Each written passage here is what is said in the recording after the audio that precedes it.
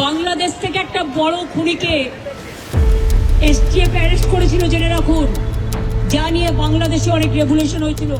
ভারতের রাজনীতিতে নতুন করে ঝড় তুলেছেন তৃণমূল কংগ্রেস নেত্রী মমতা বন্দ্যোপাধ্যায়। তার রেশ কিছুটা এপার বাংলায়ও এসে পড়েছে। বাংলাদেশের আলোচিত হাদি হত্যাকাণ্ড প্রসঙ্গে বিস্ফোরিত ইঙ্গিত দিয়ে তিনি দাবি করেছেন, হত্যাকাণ্ডের এক আসামিকে পশ্চিমবঙ্গ পুলিশ গ্রেপ্তার করলেও বিষয়টি দেশের স্বার্থে গোপন রাখতে তখন ভারতের স্বরাষ্ট্রমন্ত্রী তাকে অনুরোধ করেছিলেন। তিনি বলেন, ভারতের স্বরাষ্ট্রমন্ত্রী দেশের স্বার্থে এ বিষয়ে তার নেতৃত্বাধীন তৎকালীন পশ্চিমবঙ্গ সরকারকে মুখ খুলতে নিষেধ করেন।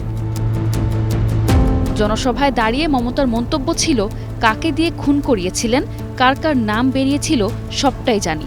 আর তা ঘিরে শুরু হয়েছে তীব্র রাজনৈতিক বিতর্ক। তার এই বক্তব্যে নতুন করে প্রশ্ন উঠেছে, হত্যাকাণ্ডের পেছনে কোনো ভারতীয় যোগ ছিল কিনা, যদিও এ বিষয়ে তিনি কোনো নির্দিষ্ট নাম বা প্রমাণ প্রকাশ করেননি। নগদ নিয়ে এলো হার না মানা হার অফার। সর্বনিম্ন 10,000 টাকা রেমিটেন্স নগদে পাঠালে থাকছে স্বর্ণের হার জেতার সুযোগ। কলকাতার ধর্মতলায় মঙ্গলবার এক জনসভায় মমতা এ দাবি করেন। গত এপ্রিলে অনুষ্ঠিত পশ্চিমবঙ্গ বিধানসভা নির্বাচনে বিজেপির কাছে হেরে রাজ্যে মমতার টানা 15 বছরের শাসনের অবসান ঘটে। এরপর এটাই ছিল মমতার প্রথম জনসভা। ভারতের কিছু সংবাদ মাধ্যম মমতার বক্তৃতা সরাসরি সম্প্রচার করে।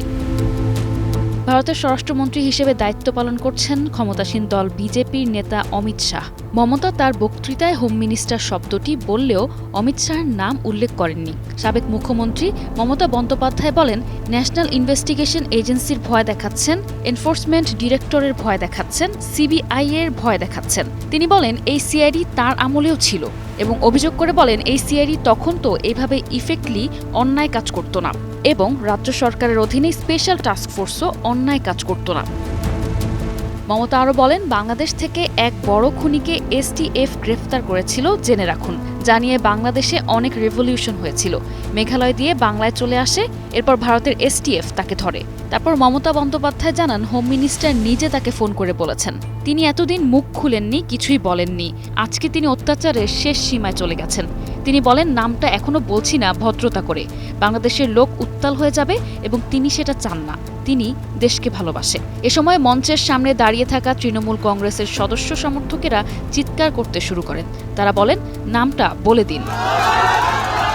মমতা দিদির এই বিস্ফোরক মন্তব্যেই নতুন রহস্যের ঘনঘটা। বাংলাদেশের আলোচিত হাদি হত্যাকাণ্ড নিয়ে কথা বলতে গিয়ে মমতা বন্দ্যোপাধ্যায় দাবি করেছেন, মামলার এক আসামিকে পশ্চিমবঙ্গের এসটিএফ গ্রেফতার করেছিল এবং এ ঘটনায় এমন কিছু তথ্য তার জানা আছে যা প্রকাশ পেলে ব্যাপক আলোড়ন সৃষ্টি হতে পারে। তবে ঠিক কী তথ্য গোপন রয়েছে, কার দিকে ইঙ্গিত করছেন মমতা, আর কেনই বা এত বছর পর এই ইস্যুর সামনে আনলেন তিনি।